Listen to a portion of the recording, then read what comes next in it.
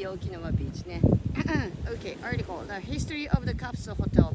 When you travel, do you like to stay someplace fancy or do you prefer to keep it cheap and simple? And if the answer is simple, how simple?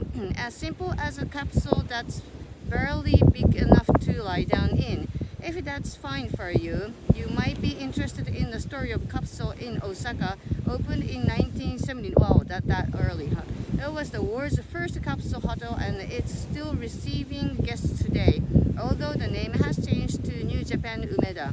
Located near the Osaka and Umeda stations in Osaka, it was designed by Kisho Kurokawa, one of Japan's most famous 20th century architects. Kurokawa also designed Tokyo's Nakajin Capsule Tower, which was a building made of capsule apartments that were designed to be added and replaced over time. Capsule in Osaka was built by sauna operator New Japan Kanko after company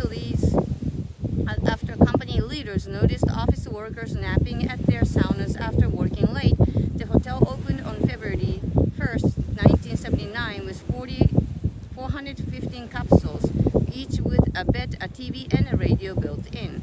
Like the capsule hotels you will still see today, there were two levels of capsules on top of one another along each side of the halls, with steps to climb to the upper level like on a sleeper train.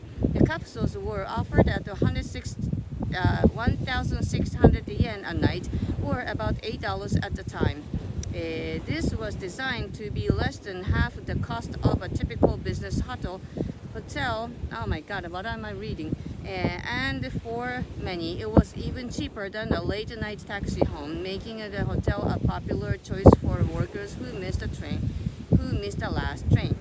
Inspired by Capsule in Osaka's success, similar facilities soon opened in other big cities across the country, and by 2019, there were almost 35,000 capsule hotel rooms across the country.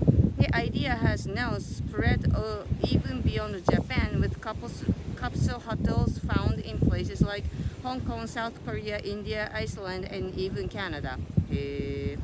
Discussion. Have you ever stayed in a capsule hotel? Yes. If so, what was it like? It was comfortable, actually. I usually go out for a dance and it's only for sleeping, so no need to be very fancy. Yeah. How important is space and privacy to you when you are staying at a hotel?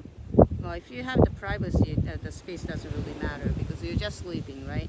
And what's the best accommodation you've ever stayed in?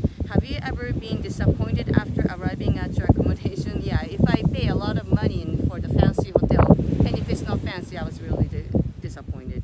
How expensive is good accommodation in your town or city? We can have the sky-high price anyways. Further discussion, where did you go on your last holiday? Was it a fancy or simple vacation? It was nice in Okinawa, yes. If you had an unlimited travel budget, how would you spend it? Would you rather travel less often but more comfortably, or more often but on a tight budget? I'm on a more often but on a tight budget kind of person. Are there any destinations in your country known for being expensive? Tokyo! I would rather own little and see the world than own the world and see little of it. What is it? I would rather own little and see the world than own the world and see little of it. Ah, yes. Alexander Sattler. What are your thoughts on this statement? And I agree